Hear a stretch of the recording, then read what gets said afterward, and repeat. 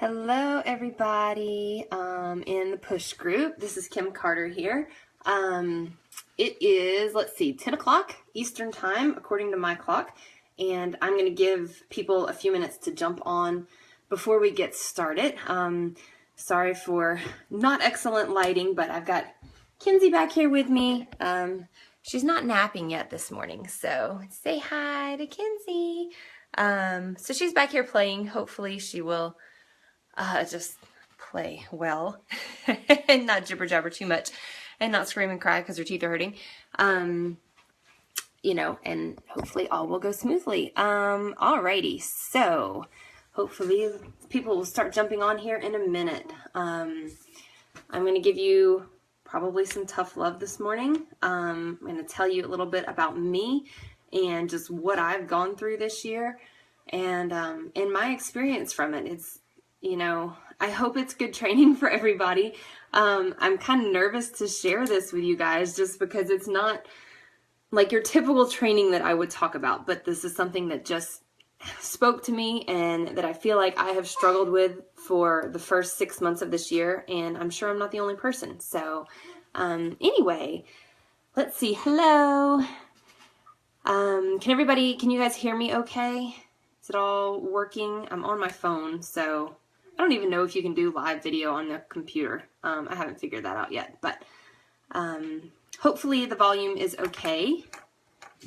And Kinsey just toppled over. I might have to tend to her every once in a while. Say, eek! Say, I fell down. Say, good morning. Thank you, Heather. Got a few people jumping on. Let's see. Okay, can't do it on the computer. Yeah, that would be nice if, if we could. I do most everything from my computer. I don't like using my phone, actually. I'm probably one of the few people that doesn't like using their phone for stuff. I like to be at a computer and have everything nice and organized in front of me. Hello. Hello, Anna. Heather, she is 8.5 months. Actually, she'll be 9 months old next week. That's crazy. And she's rolling all over the place. She won't crawl, she just rolls. So anyway, we'll see what all she gets into during this call. Hey, this is one of, the great things about this business though, right? We can be on training calls, we can be talking to each other, we can be working our business, and we can have our little kiddos right here with us. So awesome. Okie dokie. We've got a few people hopping on. So I don't want to waste a whole lot of time. Let's see. So let's just go ahead. I'm going to reposition Kinsey first, and then I'm going to go ahead and get started. Because she is going to pull a blanket down on top of herself. Okay. Sorry about that. Kid trouble. Kid problems. So anyway, thank you all for hopping on so far. I know this is a Friday morning, so it's a bit different from what we've been doing in this group. Good morning, Melissa. We've been doing Saturday mornings, but a lot of people are going to be, leaving for the long weekend, for the Labor Day weekend tomorrow. I'm actually leaving in a couple of hours to go out to my husband's family farm and spend the weekend, so that's going to be awesome. The problem, there's like 0 cell reception out there, so that makes it a bit difficult to get things done. I literally have to go to the top of one of the hills and sit in one spot and check in for an hour every day. But I'm Kim Carter. I am a lifetime 6-star diamond, elite 2015 coach. I have been a coach for, I guess it'll be 3 years this month, actually. It's probably 3 years right now. I need to look up the date of that. And I was a veterinarian. I am a veterinarian, but I don't practice anymore. I was a veterinarian who was struggling to, have stress relief for myself. And I was struggling with my own confidence and with the way that I looked. Not that I had, gained a lot of weight. I mean, I had gained 10 pounds or something like that. No big deal. But I wasn't happy with myself. I think in the long run, looking back, I wasn't happy with my life in general. Sorry, Kinsey's going to talk during this as well. I was super stressed out. I was not happy with my career. And I felt really bad about that because, you feel like for any of us that have gone, to any, school, any training, but especially, you're going through like a professional school and getting a doctorate. You really feel like that's something that you should use, right? And again, with any degrees, you feel like it's something that you should use, and you feel bad for even kind of thinking that you don't want to continue in that profession. And that's how I felt. Goodness. I wasn't happy with veterinary medicine. I was emotionally a wreck, dealing with, having to euthanize pets, dealing with people that, want you to do everything that you can to treat their pet or to diagnose their pet's condition, whatever it may be, yet they won't let you do a single bit of testing. I felt like I'm not a mind reader. How am I supposed to do that? So it was things like that that would just completely stress me out and wear on me emotionally. And I got to where I couldn't sleep at night because I couldn't ever shut my brain off. I constantly had, these cases rolling around in my head. What else could I have done? How do I solve this case? Just all kinds of things like that. And it was just seriously taking its toll emotionally. And, we kind of learned in vet school about this whole compassion fatigue thing. And I don't know, if many of you guys have ever really heard about that, but they kind of talk about it in vet school, and I don't know if they do in medical school as well. I'm sure it's, the same situation. And it was one of those things that I thought, that's not real, people don't really have like compassion fatigue. What is that? That's just some name for some syndrome or for somebody that just doesn't feel good, and then it totally happened to me. And I don't think I even realized it at that point in time, but the emotional side of it completely tore me down, and I hated everything about it, and I just needed to get out. So, what does that have to do with anything? All around this time that I'm feeling like I'm not happy with my current profession and with my life in general, I had done Insanity in the past, and it was too long. I loved it at the time, but for where I was having my own practice, like I couldn't spend 45 to 60 minutes a day working out. It just wasn't going to happen. So all at the same time, T25 came out. So I'm like, that I can do 25 minutes a day. And, it's the stress relief that I need to actually focus a little bit of time on myself again. So what happened? So I would get home from work. I would immediately take off my scrubs, put on my workout clothes before I even allowed myself to sit down on the couch, and I would go and pound it out, with Shaun T, basically. I put everything I had into T25, and I loved it. And I was having so much fun with it. And never once did this whole coaching thing even enter into my mind at that point in time.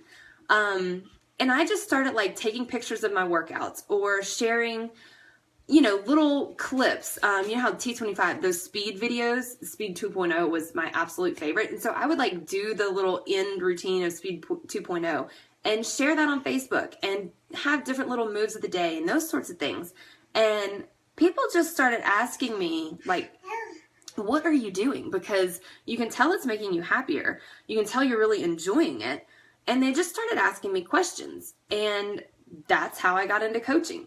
And I never intended to. I told Emily Hawkins is my coach, my upline coach. I told her I don't know how many times, and she could probably answer that question.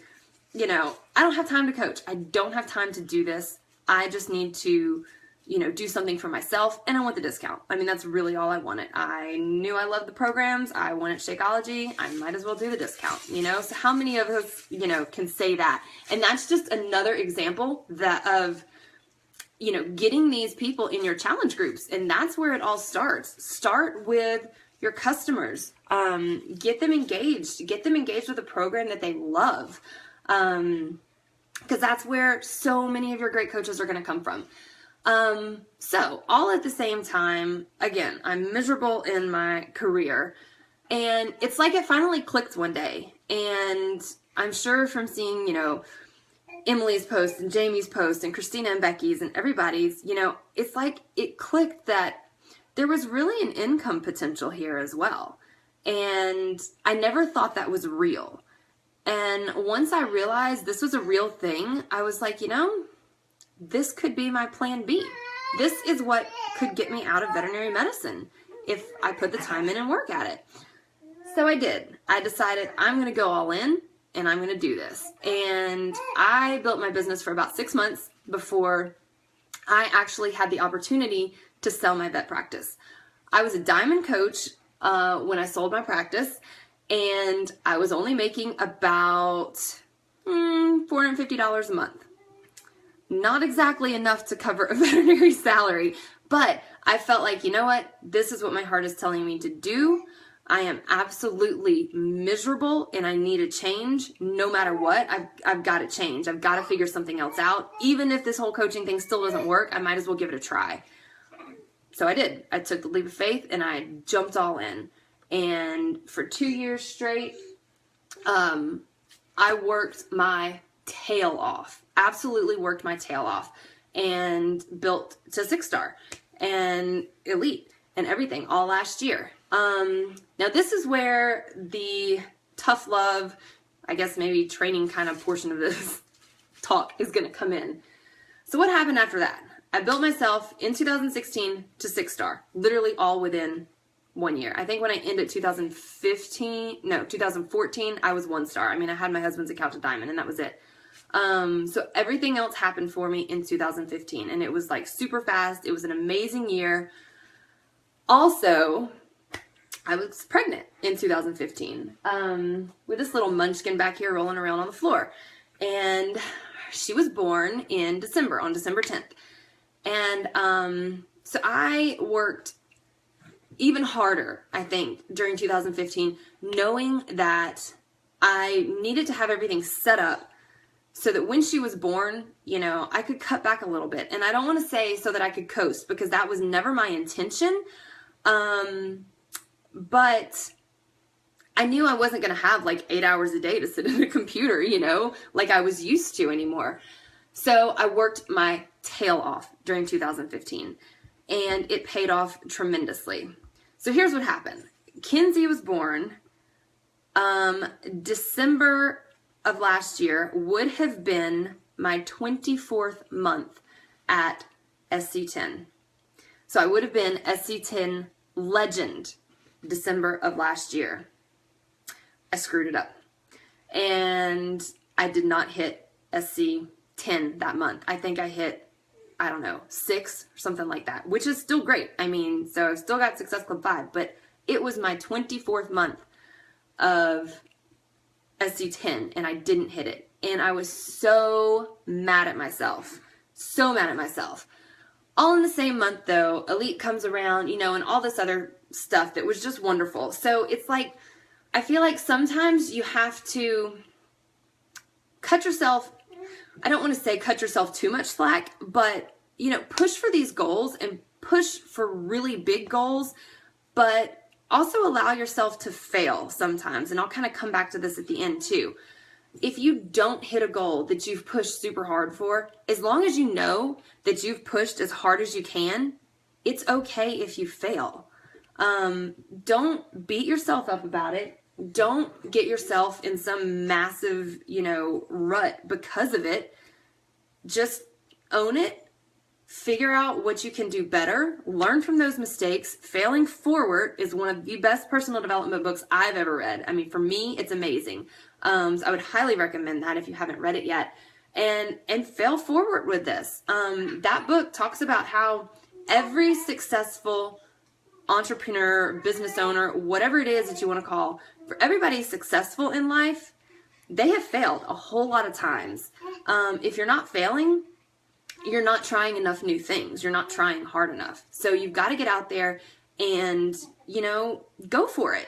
If you don't hit your goal, it's okay.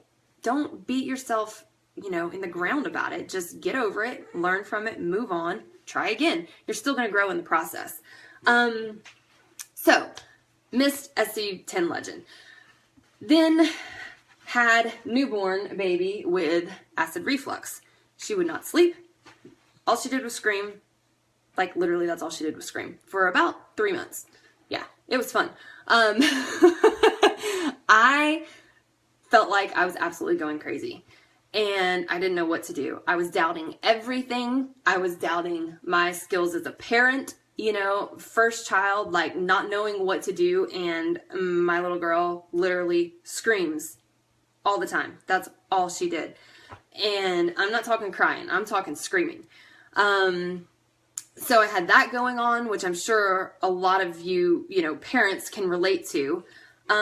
Just all of those adjustments going on. And honestly, I did not work my business.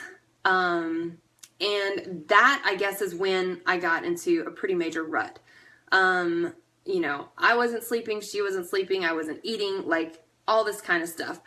Breastfeeding was not going well. Let's just say that. Anyway, we had a lot of adjustments to make, and I totally put my business on the back burner, and it pretty much kind of screwed up the whole first 6 months of this year. And because of that, I don't know if I'm going to hit elite this year. I really don't know, because I did not do the actions that I needed to do and recruit the people that I needed to recruit and those sort of things at the beginning of this year. It doesn't mean I'm not going to push for it. I am. I'm going to push my butt off for it. And again, I'm going to try to hit it. If I don't, it's not the end of the world. So I got comfortable with my business. I got comfortable with the salary that it was bringing in, or the income that it was bringing in every week. And I just kind of coasted for a while. And kind of something to throw out there. Goodness gracious. Think about what you would be and how your situation would be if Beachbody truly was the only income that you had. Because the other part of this is when I sold my vet practice, I did an owner financing. So I also, which I know everybody told me not to do, and I did it anyway because I needed out. It was a risk I was willing to take. And so I also had that income coming in addition to Beachbody. Let's just say that things have kind of gone south with that deal. And so now I'm really only going to have Beachbody, like for real, only going to have Beachbody. So I kind of had to reevaluate things and refocus myself. So I want all of you to think about, what if Beachbody was truly the only income that you had? I guess, and this is more for people that want to actually quit their jobs. I guess a lot of people don't. A lot of people are actually happy in their jobs, and that's wonderful. But if you're really, really, truly trying to build this business to provide the life of your absolute dreams, you want to focus on it, as if this truly is your only income, even if it's not at the time. And build as if it was. And think about those big, big, big goals. Think about, if you want to be able to pay for your kids' private school or college, or save for that dream home. Don't limit yourself in your goals, and don't limit yourself in your dreams. Put them down on paper and go for it. Like, work this business like you're really, truly going to make that happen. And if you do that, you will make it happen. Is it going to be right now? Is it going to be within 2 years? No, probably not. But 5 years down the road, yeah, you're going to be a whole heck of a lot closer. So you just have to go for it. Focus on your why. I know everybody hears us say that like all the time, but it is so, so true. You've got to have a big one. It can't be, that, I don't know, I can't even think of a little one, honestly, because all of mine are so darn huge. They might be ridiculously huge and I don't care, but you've got to really dig deep, dig down in there and see, what it is that you want. So I've rambled on, I feel like, about my own story now for a long time. So what did I do to get myself out of this rut? Number one, you have to get back to doing your own workout and posting about it every single day. Every day. And I know people, think, oh, everybody gets annoyed seeing my sweaty selfies and my workout photos. I don't care. I don't care who I'm annoying, because the people that I'm helping and the people that I'm inspiring are so much more important to me than the, 5 people out of my 2,000 friends that I might be annoying. I don't care if I'm annoying them. They can block me. It's okay. So post your workout daily. People need to see what you are doing. If they don't know that you're doing some sort of workout, how are they going to come to you for help? They're not going to know what you do. They're not going to be able to ask you questions if you're not sharing with them what you're doing every day. And, hang on, she's got a cord. Don't chew on that. I thought I put that where she couldn't reach it. Anyway, use it as your accountability. That was crazy. I'm glad I looked. Use that as your accountability, though, for your own workout. Use your own timeline as your accountability. Post it in your groups, of course, but post it on your timeline. Do your workout. Do your vitals. If you're not doing your vital behaviors, you cannot expect to get anywhere in this. Sorry, but that's how it is. All of them. You have to do all of them. My second point, and this is one of the vital behaviors, for getting out of your rut, you have to do personal development.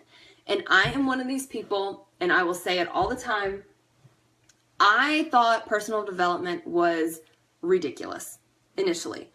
I thought that these self-help books were for people with all these crazy kind of problems that I didn't have, That was my thinking. I was wrong. I was really, really wrong about that. And once I finally started reading personal development, and this was probably a year into my coaching before I ever picked up a personal development book.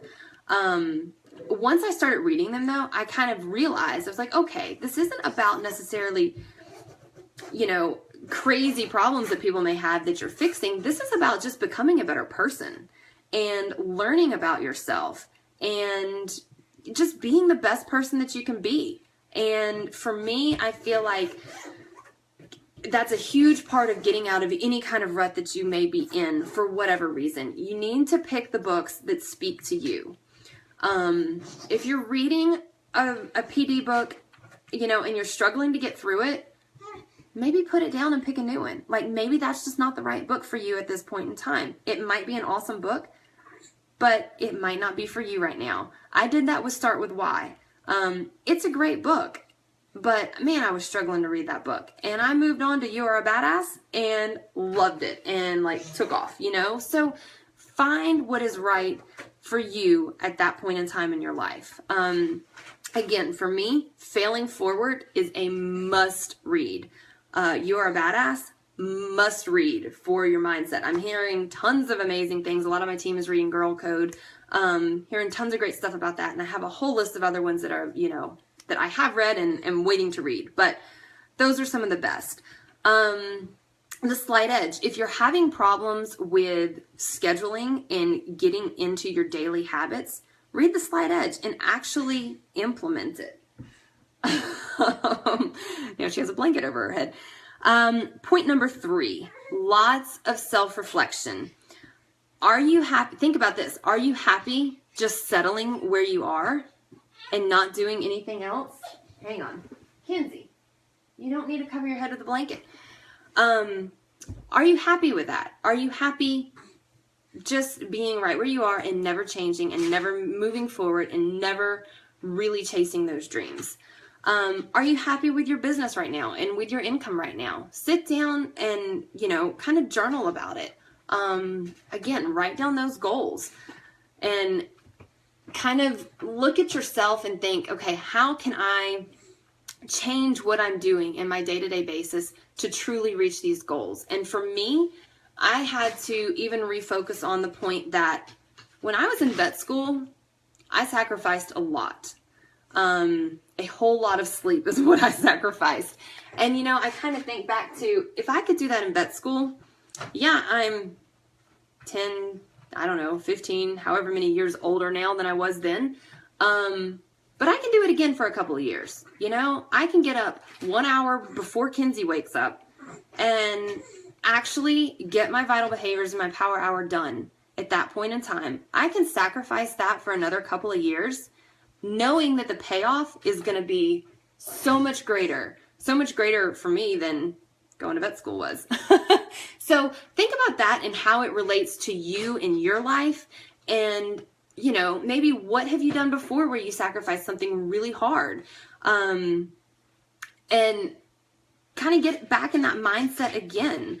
Time and money invested in most careers. Yes. I mean, all of us that have gone through any kind of career have invested, you know, significant time. We have lost significant sleep. We can do it again for just a little bit. And let's see, point number 4, and this is kind of going back to your why. Dig deep on your why. I've already touched on that. I'm not going to go into that again. Point number 5, this really helped me as far as getting out of my rut. You need to be honest with your team and with your team leaders.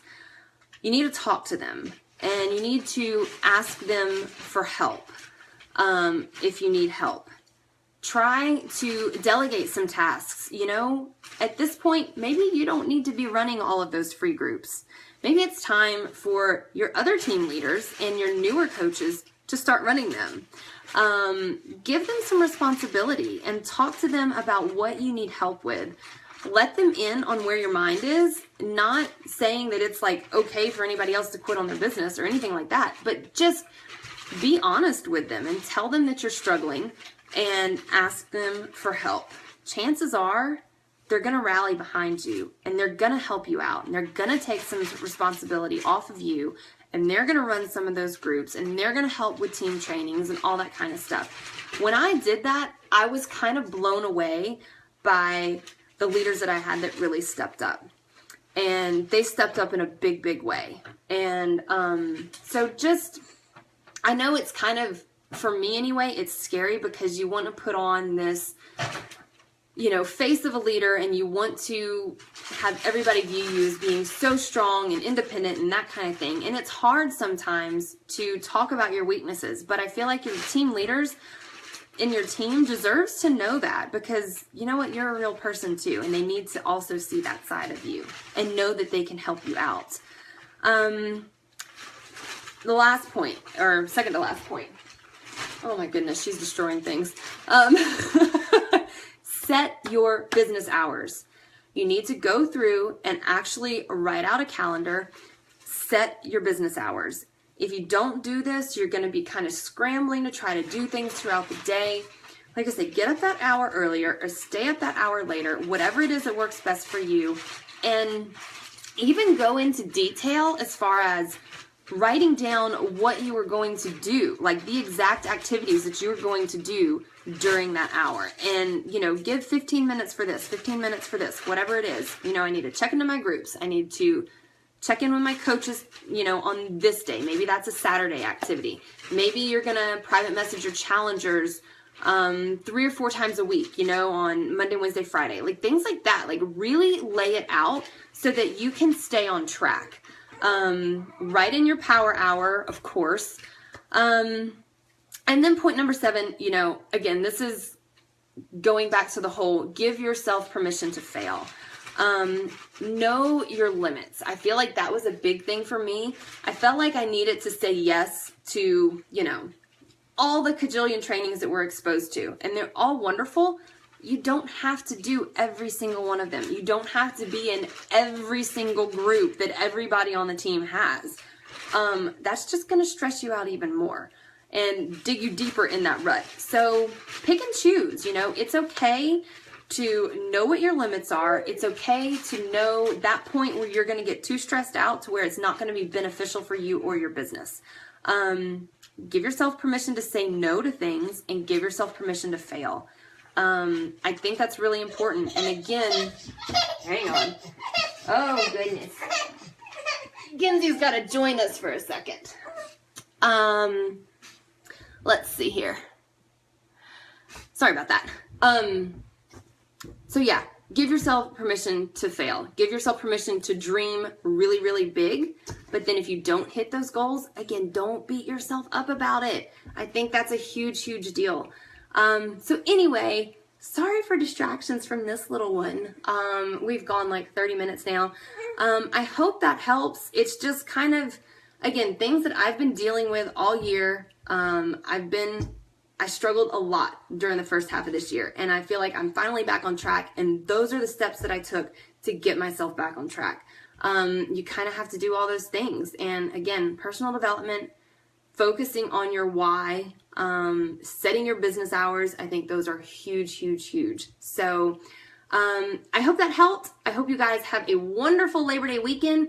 Go have some fun. Be careful. Be safe out there traveling. And that's it. Post below if you guys have any questions, and I'll stay in here for a bit before I leave to go out of town and answer any questions that you guys might have. All right. Y'all have an awesome weekend. Thanks, guys. Thanks, everybody, for joining.